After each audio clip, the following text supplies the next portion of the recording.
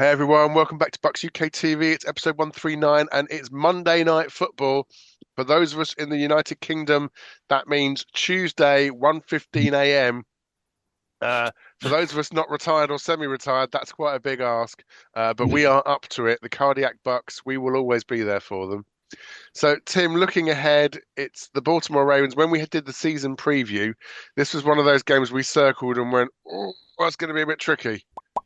Uh, yeah, we're now hitting the heart of the schedule and how this will go over the next few weeks, starting with Baltimore.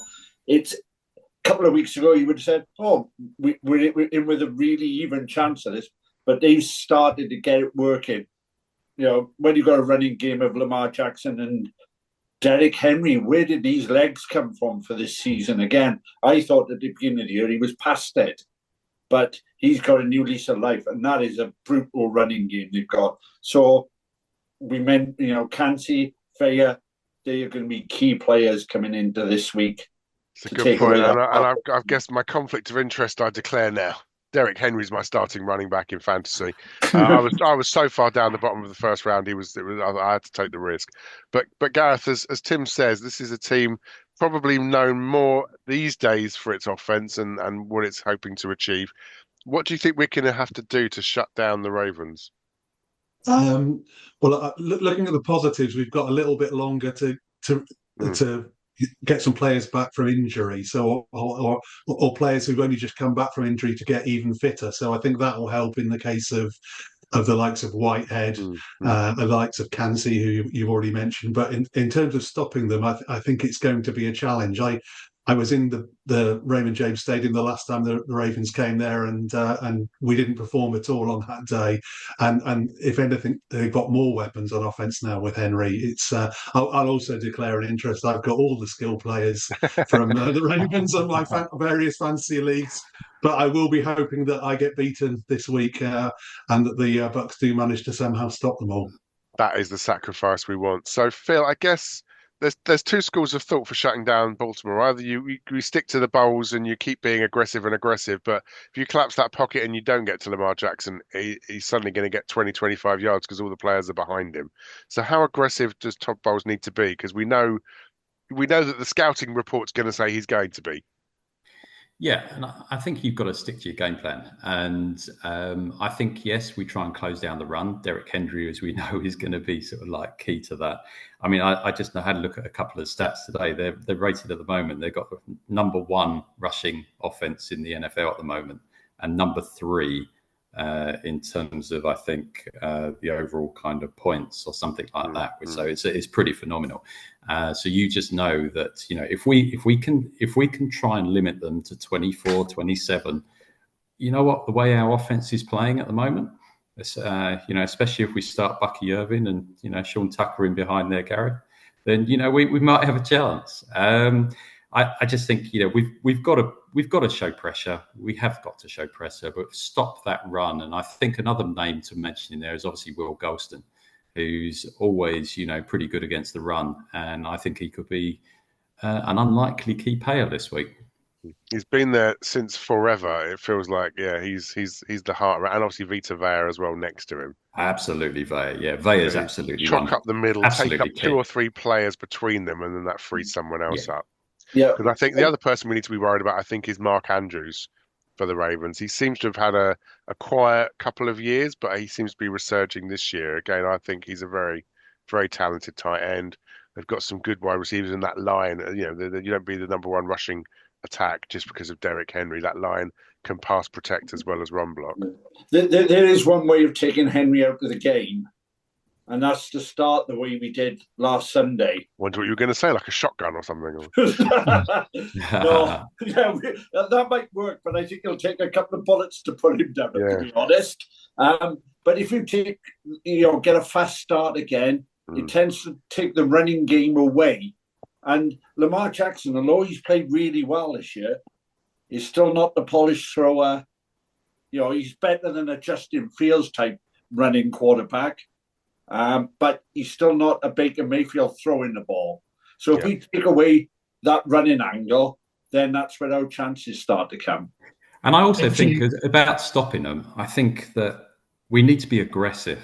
in terms of the sort of like our corners as well. We need to kind of impact them, and we need to be really aggressive at the line, impact their routes. Because if we can do that, I want to play man, I think, this game. I don't want to play zone too much. So I think Lamar will rip us on this one. So I think that we need to play aggressive man, impact them at the line of scrummage, don't let them get away quick. And that, I think, is probably going to be another key factor. Live by the man, die by the man. Sorry, go on, Gareth. So I hope it helps that we've already faced the likes of Jaden Daniels and Spencer Rattler, two athletic quarterbacks who have got a predisposition to take off and run with the ball a little bit. You know, we've had that experience. I appreciate Lamar Jackson's at another level with the experience he's got, but I would hope that has taught our defense and defensive players a little bit more about how to play somebody who's got that skill set. Brilliant. Okay, well, let's flip to the other side of the ball then, Gareth, and we'll stick with you because one of the things we were talking about was what's happening these days with Mike Evans, and we saw him walking into the locker room. Presumably, we're going to want all of our passing attack ready to go for the Ravens. Yeah, we need to have all the weapons on the field, including Rashad White, that running back. But yeah, seriously, Evans is a more important piece in the jigsaw than Rashad White. Clearly, he's been doing it for years, and we're waiting with bated breath to see what the injury report's going to be like on him, because he was clearly limited in the game against the Saints in terms of the number of plays he could play and the amount he was targeted when he was on the field.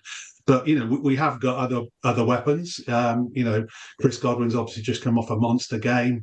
Sterling Shepard, if he can avoid some of the penalties, is also looking like a weapon.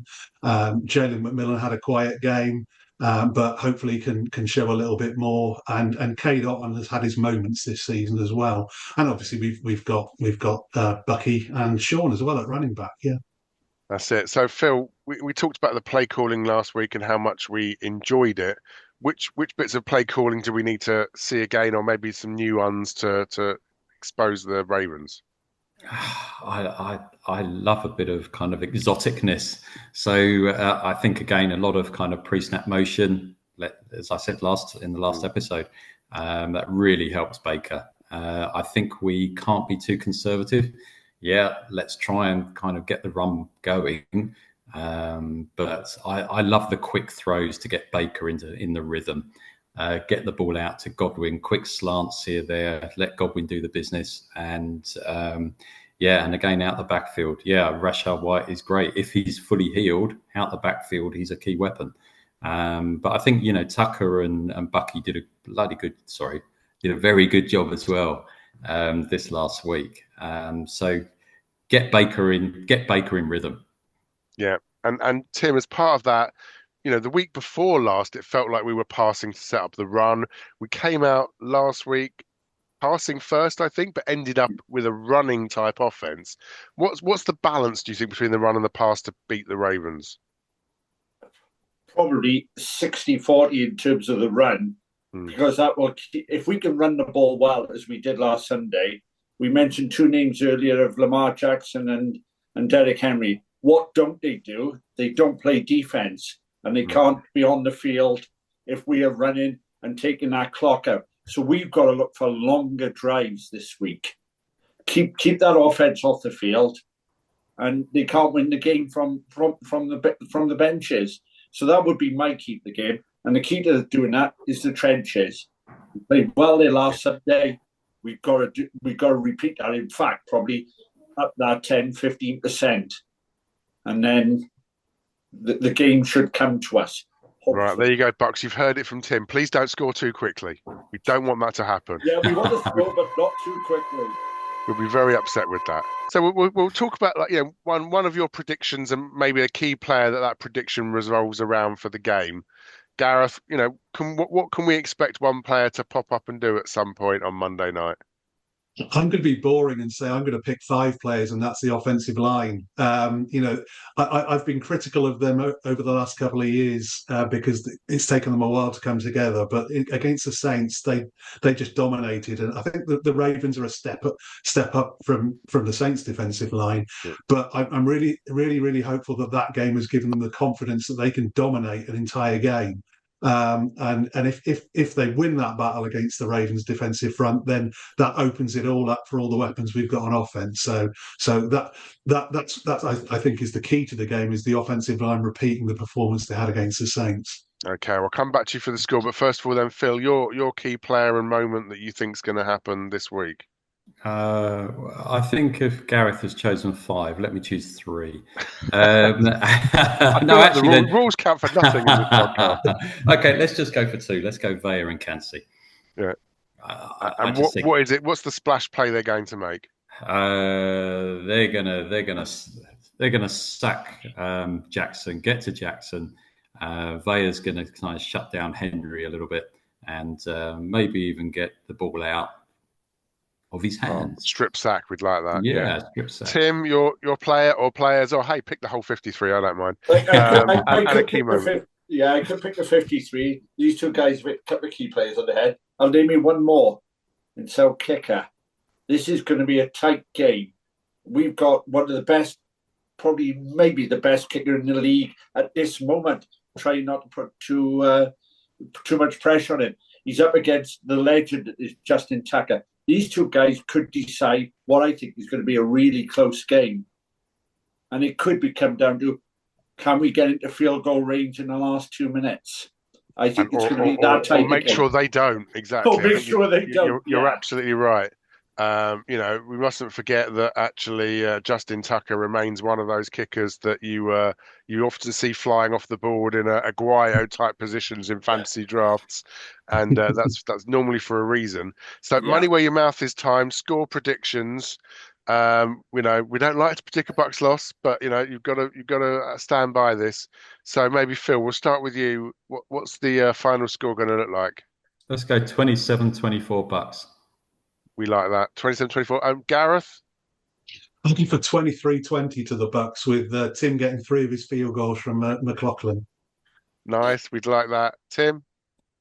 It's very difficult. My score is 2017, but it's hard to predict which way this is going to go. It's going to be a real tournament. I'll just say whoever's got the ball last will win the game on a field goal. And with sometimes with Todd Bowles' clock management, that we're going to have our heart in our mouth possibly a little bit. Will he take the time out? Will he not? Should he challenge it? Does he even know what's going on? Who knows? I love Chase from 50 yards and beyond.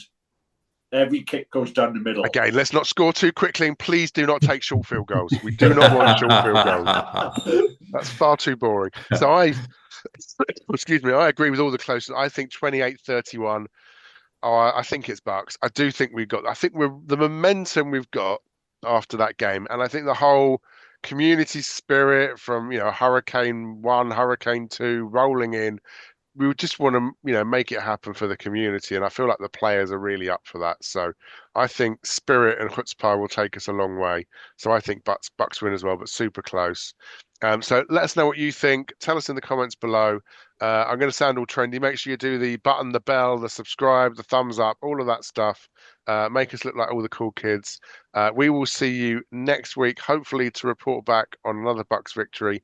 However, until then, and as ever, go Bucs! Go Bucs! Bucs.